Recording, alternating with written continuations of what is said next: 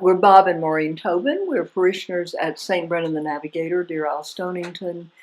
We have been working with the Ahli Arab Hospital, which is an institution of the Episcopal Diocese of Jerusalem, and we've been working there for the past several years.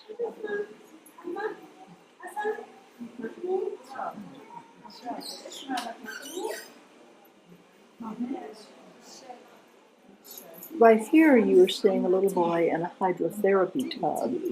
One of the Gaza crises is not only the water crisis, which leads to all sorts of health issues, but there's an epidemic of burns, even apart from the war. There were, of course, many, many people burned from the explosions, the explosives, and the missiles that were fired into Gaza. But many, many children, like the little boy you've just seen, are burned in household accidents, kitchen accidents, because, as Bob was saying, people can't afford or even have access to cooking fuel, and so they use whatever's available. And we use another dressing room for men. Oh, because we need both. We need separate. Yes. Okay. This little boy is a rather remarkable child. He was injured in an explosion, one that caused severe damage and burn damage to his hands. His fingers, some of his fingers are still fused together from the explosion. He lost a finger there, as you can see, or lost two fingers there on his left hand.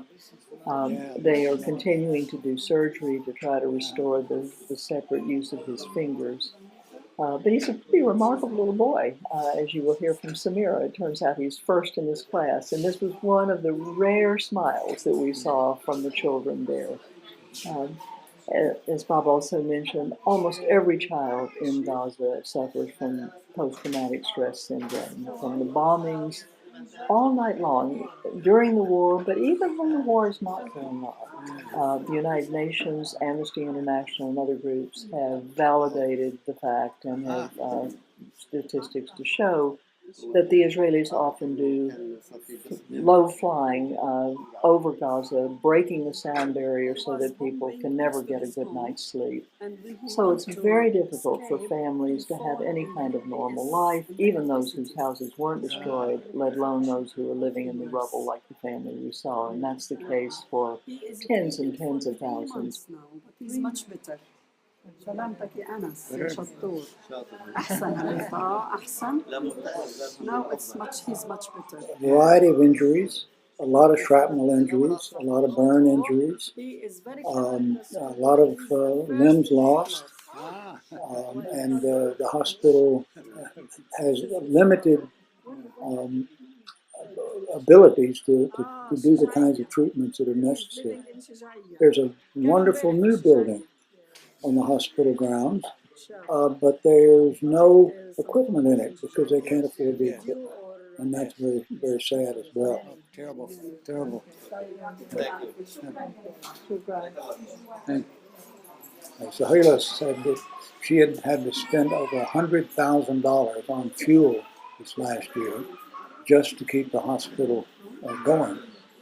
A lot of times the fuel is just simply not available, as there's no electricity. They have 4 or 5 hours of electricity, and the hospital has to have more electricity than that, so they do have a generator, which is good, but it's extraordinarily expensive to use. The remarkable thing about this hospital is that it is, of course, almost entirely dependent on gifts from people like us, people like we Episcopalians of Maine, who have very, very generously supported this hospital with our Millennium Development Goals funds over the last several years.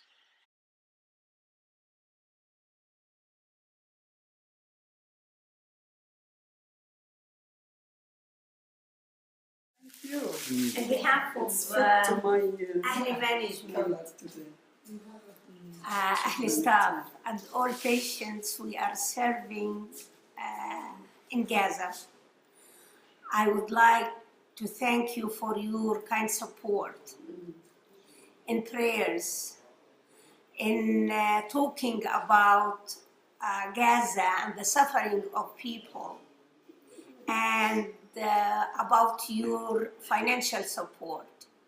This support really meant a lot to us, in particular during the crisis. Many thousands of patients we were able to serve, and really it is time of Christmas, and let me also wishing you all Merry Christmas. Together we will continue do God's work in Gaza to eliminate the suffering of many in need. Thank you. Thank you. Thank you.